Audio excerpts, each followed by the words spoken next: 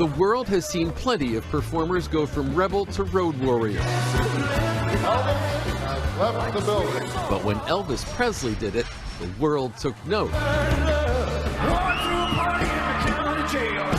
As director Baz Luhrmann's film celebrates, the swagger and scores of hits only hint at Elvis's exalted place in American culture, the man who turbocharged the dreary 1950s and looked dangerous doing it.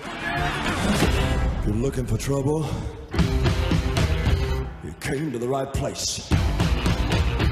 I can't get over it. I honestly, I've tried to compose myself many times, and then I just end up feeling like a kid on Christmas. Dressed to thrill and moving like it mattered. That's Austin Butler playing 19-year-old Elvis, who blended gospel, blues, and country, and a little of that to herald a new and exultant multiracial youth culture. As you were imagining being Elvis, what one thing did you try to hold on to that was your talisman, that your true north in terms of who Elvis was? It's hard to just break it down into one thing. There was these moments where things shifted. I learned that his mom passed away when he was 23, and I was the same age when I lost mine. And it was these moments where I got past all the iconography, and then I just saw this really sensitive, spiritual, kind, funny man. And a lot of my talismans were bits of footage of him where I'd laugh or I'd cry, and you just feel his spirit so deeply, you know. Those who loved Elvis best say Austin Butler's performance captures that spirit in ways even the king himself would appreciate. So I'm sitting there watching this movie and going, God, I wish you could see this. It was perfection. Did you spend any time? For Priscilla Presley, outside Graceland, where she and Elvis lived as husband and wife, welcoming their daughter Lisa Marie here as well. Elvis the movie just hits different. I think it's a movie that Elvis would have always wanted to do because it shows him in probably his most sensitive time later in life. Austin was just unbelievable. Everything he did in that movie really, really, really was Elvis. Riley Keough is one of Lisa Marie's 3 daughters, already an accomplished actress. She watched the film with her mother.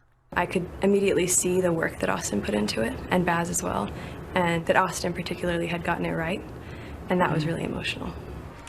The familiar tale of Elvis's career, the one your grandparents share, gets freshened up by the man telling it. As played by Tom Hanks, Elvis's manager, Colonel Tom Parker, is the yin to Elvis's yang. His carny past, always a factor. There would have been no Colonel Tom Parker without Elvis, and there would have been no Elvis without Colonel Tom Parker. Your future, Mr. Presley, blazing before you. Recording contracts, television, even Hollywood. So many images of Elvis, Tom, very few images of Colonel Tom Parker for you to co-own. You couldn't pick him out. If you didn't know what he looked like, you'd just think, who's the creepy tourist who's trying to get close to Elvis? You know?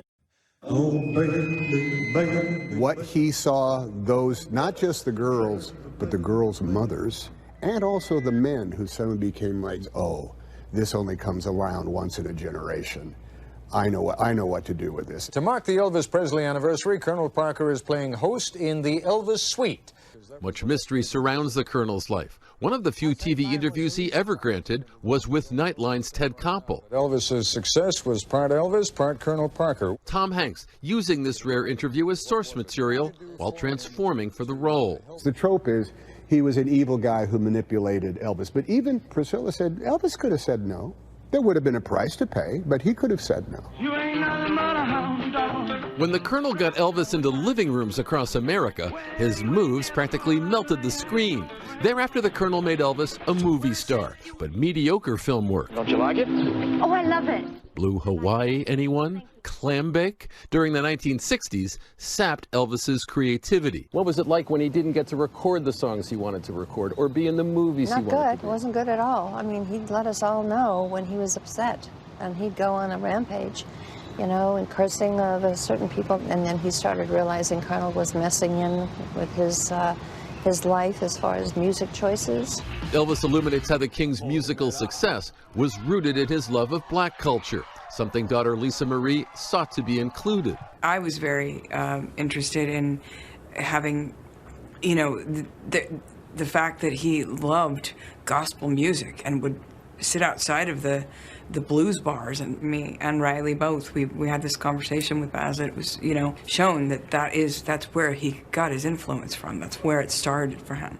As Sister Rosetta Tharpe, Stand For Myself recording artist Yola is an electric guitar wizard and a key influence. I'm very much his raison d'etre, his reason why he got into it, the reason why Elvis runs home from school to listen to Sister Rosetta, and also she's inventing rock and roll. Later it was Elvis bringing rock and roll to Vegas, former haven of Frank Sinatra's Rat Pack. At first, Elvis shines in front of a live audience. Do you remember seeing him in Las Vegas on stage? Yes, I do. Walking to the stage, holding his hand, and then going out to my seat, and the lights went down, and it didn't matter. I was just with him, and it didn't matter that he was my father. I still would yell and get up in my chair and scream. Yet what began as a residency became something onerous.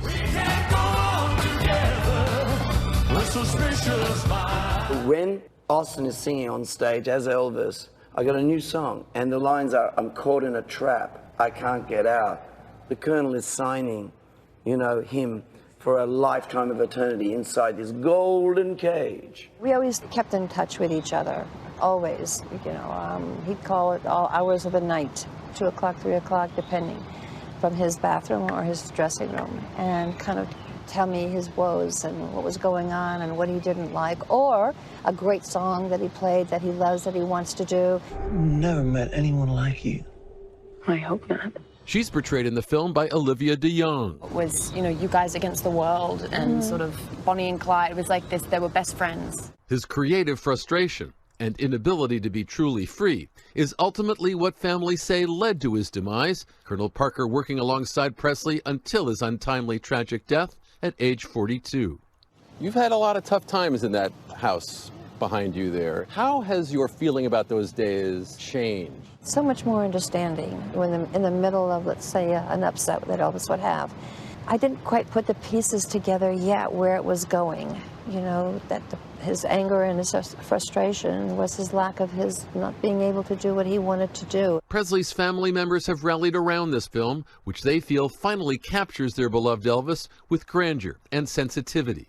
I think Elvis morphed into his body and his mind. This is a movie that he would have really loved, showing who he was, what he was striving for, what his dreams were. Granddaughter Riley Keough carrying on the family legacy, now a filmmaker herself, watching the film debut alongside her mother and grandmother in Memphis. Does it feel like you're carrying like a special legacy in addition to the wonderful work that you've done? I haven't actually felt that. I think because I'm a generation removed, it's been a little bit different for me than I think for my mom. But, I mean, you can't compare yourself to Elvis.